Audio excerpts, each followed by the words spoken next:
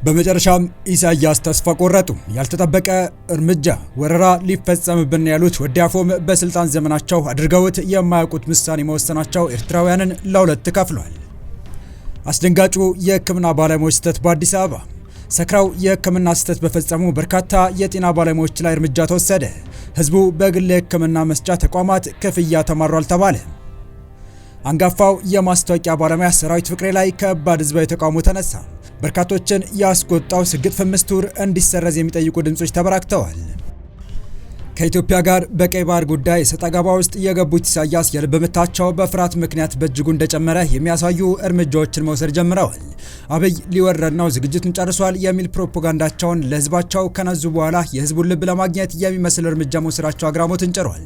የፕሬዝዳንቱ አነጋጋሪ ውሳኔ ምንድን ነው? ከጥንክራችን ትሰሙታላችሁ። በሌላኛው መረጃችን ደግሞ በአዲስ አበባ የጤና ባለሙያዎች ፍጹም የጤና ባለሙያዎች ስነ ምግባር ባልሆነና ቸልተኝነት በታከለበት አገልግሎት ምክንያት አስደንጋጭ ስህተቶች መፈጸማቸው ተሰምቷል። ህዝቡም የግል የህክምና መስጫ ተቋማት ላይ መማረሩ ተሰምቷል። የዚህንና በአንጋፋው የማስታወቂያ ባለሙያና አርቲስት ሰራዊት ፍቅሬ ላይ የተነሳውን ተቃውሞ አክለን ይዘን ተገኝተናል።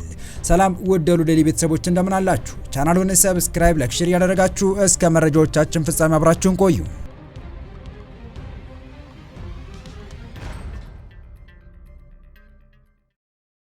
ኢትዮጵያ ልትወረር ነው፣ አብይ አህመድ የመጨረሻውን ትዕዛዝ ሰጥቷል በማለት ህዝባቸውን ለዳግም ጦርነት ለማዘጋጀት ቅስቀሳ ላይ የሚገኙት የኤርትራው ፕሬዝዳንት የስጋታቸው ከፍታ የሚያሳይ እርምጃ ወሰዱ። የኤርትራ መንግስት ያለ ፍርድ ለ18 ዓመታት አስሯቸው የነበሩ 13 ሰዎችን ለቀቀ። የኤርትራ መንግስት በወታደራዊ እስር ቤት ላይ ያለ ፍርድ ለ18 ዓመታት ያህል አስሯቸው የነበሩ 13 ሰዎችን መልቀቁ ቤተሰቦቻቸው ለቢቢሲ ትግርኛ ተናገሩ።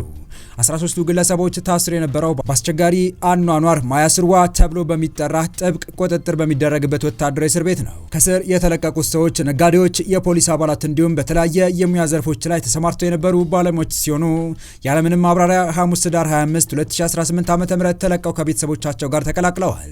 በማይስርዋ ወታደራዊ እስር ቤት ታስረው የነበሩ ስማቸው እንዳይገለጽ የጠየቁ አንድ ግለሰብ ለቢቢሲ ትግርኛ እንደተናገሩት ጥቅምት 2000 ዓ.ም ላይ በወቅቱ የሀገር ውስጥ ደህንነት ኃላፊ ከነበሩት ኮሎኔል ስምዖን ገብረ ድንግል የግድያ ሙከራ ጋር ተያይዞ በቁጥጥር ስር መዋላቸውን ገልጸዋል። አክለውም የተያዙት ከሁለት ነጋዴዎች ጋር በተያያዘ መሆኑን አብራርተዋል።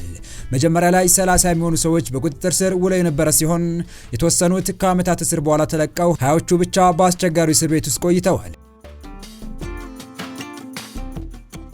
ከተለቀቁት መካከል የቀድሞ የኦሎምፒክ ብስክሌተኛ እና ነጋዴ ዘራግብር ገብረ ህይወት፣ በንግድ ስራቸው ታዋቂ የሆኑት ተስፋለም መንግስታብ እና በኩረ መብራቱ እንዲሁም ኢንጂነር ዳዊት ሀብተማርያምና ማቴዎስ ሀብተማርያም የተባሉ ሁለት ወንድማማቾች ይገኙበታል። በተጨማሪም 6 ነባር የኤርትራ ፖሊስ አባላት 2 10 ዓመታት ለሚጠጋ ጊዜ ከቆየው እስር በኋላ ከተለቀቁ መካከል ናቸው። ከነዚህ መካከል የቀድሞ ወንጀል መከላከል ኃላፊ፣ የወንጀል ምርመራ፣ ፋይናንስና አስተዳደር እንዲሁም ደህንነት ኃላፊዎች እንዲሁም ካፕቴንና 2 ከፍተኛ የምርመራ ባለሙያዎች ይገኙበታል።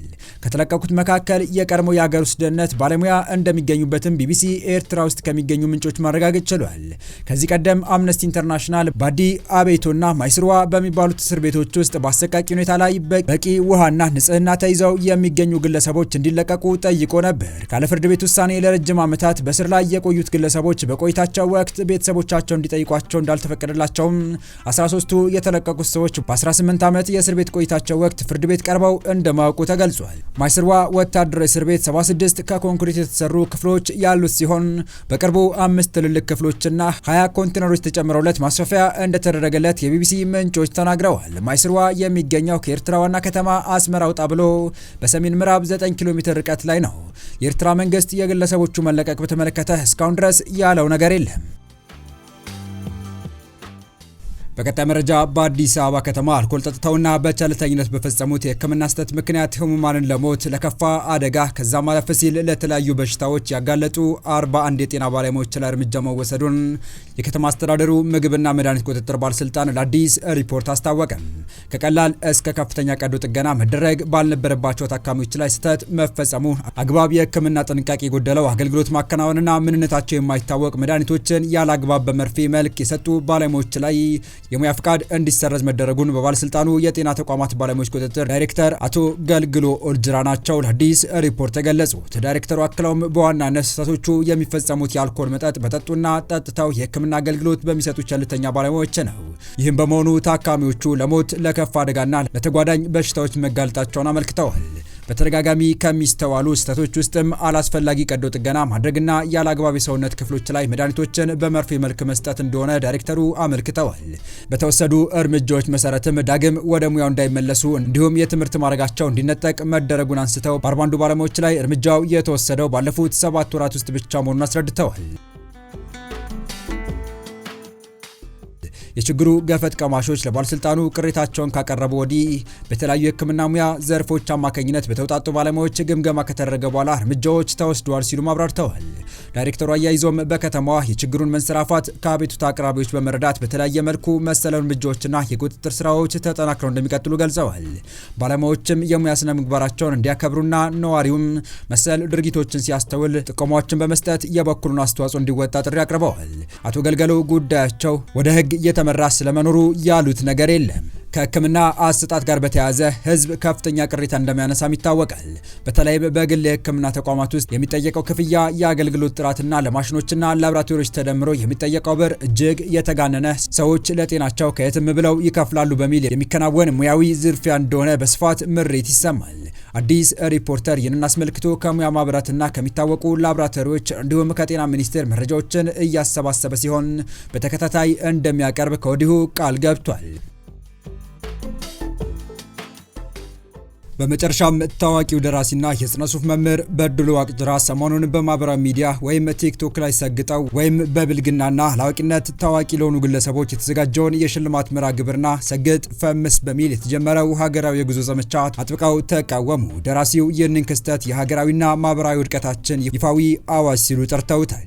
በድሉ ዋቅጅራ በአሰራጩት ጽሑፍ እንደ ሰመረ ባሪያውና አሌክስ አብርሃም ያሉ ጠቃሚ ይዘት የሚያቀርቡ ወጣቶች ሳይበረታቱ በአንጻሩ ድንቁርናንና ድፍረትንና ንቀትን መለያቸው ያደረጉ ግለሰቦች በመኪናና በገንዘብ መሸለማቸው በሀገር ላይ ተስፋ የሚያስቆርጥ ድርጊት መሆኑን ገልጸዋል።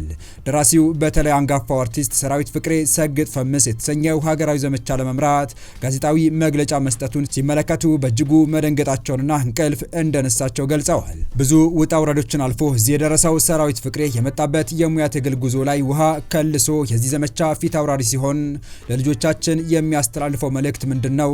እዚህ የደረስኩት ደድቤና ሰግጬ ነው እያለ ነው ወይ ሲሉ በድሉ ጠንካራ ጥያቄ ሰንዝረዋል። አርቲስቱ የትምህርት ስርዓቱ መውደቁ፣ ሙስናና ሌሎች ሀገራዊ ችግሮች ሳያነሳሱት የሰጌጤዎች ማነስ ለሀገራዊ ዘመቻ ያነሳሳው ምን አስልቶ ነው ሲሉም ተችተዋል። እነዚህ መርሃ ግብሮችን በገንዘብ የሚደግፉ ተቋማትንም የኮነኑት በድሉ ተቋማቱ ለሀገርና ለማህበረሰብ ከሸቀጣቸው ማራገፊያነት የዘለለ ትርጉም እንደሌላቸው አመላካች ነው ብለዋል። በመጨረሻም በድሉ ዋቅጅራ ኢትዮጵያ ኃላፊነት የሚሰማው መንግስት ካላት ይህ ጉዞ በአስቸኳይ ሊታገድ እንደሚገባ አሳስበዋል። የባህልና ስፖርት ሚኒስቴር፣ የትምህርት ሚኒስቴር እንዲሁም በወጣቶች ጉዳይ የሚሰሩ ተቋማት ካሉ ይህን ጉዞ ማገድ አለባቸው ያሉት ደራሲው በማህበረሰባዊ እሴቶች ላይ የሚያሾፉና ያልተማረው ማህበረሰብ ስነልቦና የሚጎዱ የማህበራዊ ሚዲያ ይዘት አቅራቢዎች ላይ ህጋዊ እርምጃ ሊወሰድ እንደሚገባም ጥሪ አቅርበዋል። ይህ በእንዲህ እንዳለም የሰግጥ ፈምስ ቃል መስራች በይፋ ቃሉ በእስራኤል ላይ ተጽዕኖ እያመጣ ስለሆነ እንዲቆም ሲል ጠይቋል። የተወደዳችሁ የቻናላችን ቤተሰቦች ለአሁኑ ለእናንተ ይመጥናሉ ብታደምጧቸው ታተርፉባቸዋላችሁ ብለን የመረጥንላችሁ ዕለታዊ መረጃዎቻችን እስካሁን ያደምጣችኋቸው ነበሩ።